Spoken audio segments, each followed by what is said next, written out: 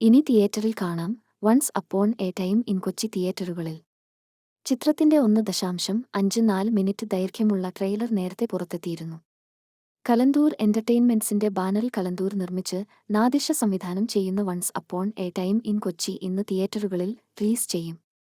ചിത്രത്തിലൂടെ സംവിധായകനും തിരക്കഥാകൃത്തുമായ റാഫിയുടെ മകൻ മുബിൻ റാഫി നായകനിരയിലേക്ക് എത്തുന്നു എന്ന പ്രത്യേകതയുമുണ്ട്. നാദിർഷ, റാഫി കൂട്ടുകെട്ട് ഇത് ആദ്യമായാണ്. റാഫിയുടെ തിരക്കഥയിൽ ഒരു സിനിമ സംവിധാനം ചെയ്യുക എന്നത് നാദിർഷയുടെ സ്വപ്നമായിരുന്നു. അത് യാഥാർത്ഥ്യമാകുമ്പോൾ റാഫിയുടെ മകൻ മുബിൻ ചിത്രത്തിലെ നായകനായി എത്തുകയാണ്. മലയാളികൾക്ക് മുൻപിൽ വീണ്ടുമൊരു പുതുമുഖ നായകനെ നാദിർഷ അവതരിപ്പിക്കുകയാണ്. Nadirshah once upon a time in കൊച്ചിയിലൂടെ കോമഡി ത്രില്ലറായി ഒരുക്കുന്ന ചിത്രത്തിൽ അർജുൻ അശോകനും ഷൈൻ ടോം ചാക്കോയും മുഖ്യവേഷം അവതരിപ്പിക്കുന്നു. ദേവിക സഞ്ജയ് ആണ് നായിക. ഹിഷാം അബ്ദുൽ വഹാബ് ആണ് ചിത്രത്തിന് സംഗീതം ഒരുക്കുന്നത്. ചിത്രത്തിന്റെ 1.54 മിനിറ്റ് ദൈർഘ്യമുള്ള ട്രെയിലർ നേരത്തെ പുറത്തെത്തിയിരുന്നു.